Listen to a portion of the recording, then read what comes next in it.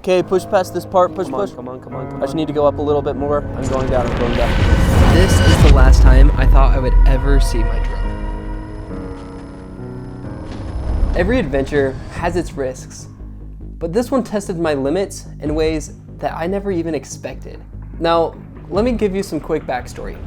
So I'm out here in the mountains, just about to go fly some FPV, and it's about 5:30 right now. The sun's barely peeking over the hills, and I'm gonna hopefully try to dive this mountain back here. Now, later I'm also gonna try to get some biker shots going through this canyon.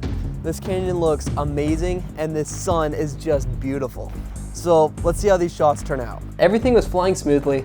I went to the first location and I got some amazing shots. I then decided, well, I see this other location, let's go try to fly that.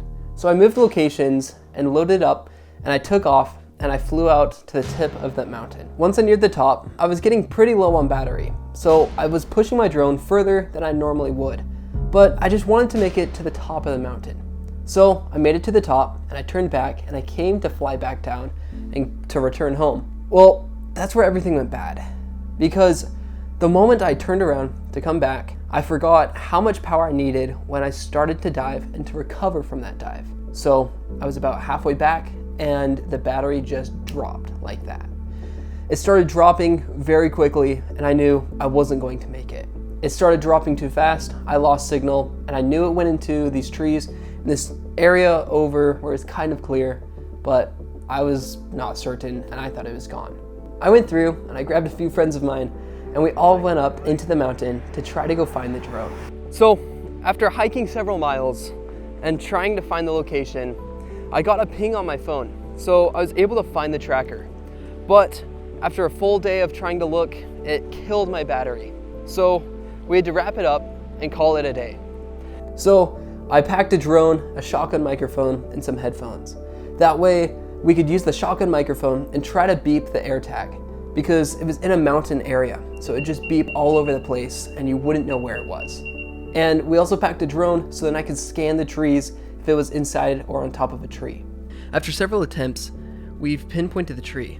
And it's actually funny because I had to take my shoelaces and tie them onto the drone with my phone connected to use the Apple Find My so then I could find the AirTag because it wasn't close enough. You found it? Yeah. This is it. Just toss it down. Toss it into that tree.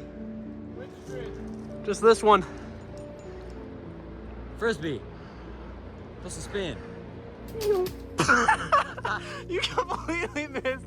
But looking back at it, there are several things that I wish I would have done and things that I actually do now to prevent this.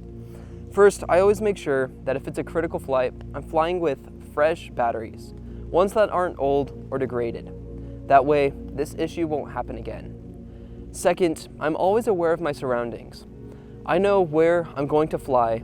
I know what happens if I crash, and I pre-plan my flights, even better than I used to. Now, I've had this happen in Japan, and I've had this happen in Argentina. And I hope by now I've learned my lesson. But there's one thing that I keep inside of my head every time I go to fly now, and I think you should too. That is to remember that awareness is key, and preparation is everything. If you're prepared and you're aware, then things like this would never happen. You'll plan for the worst, and you'll find out which areas are the best to go and fly, and you can get even better shots. So just prepare and be aware. I'm Zane Shaw, and keep flying.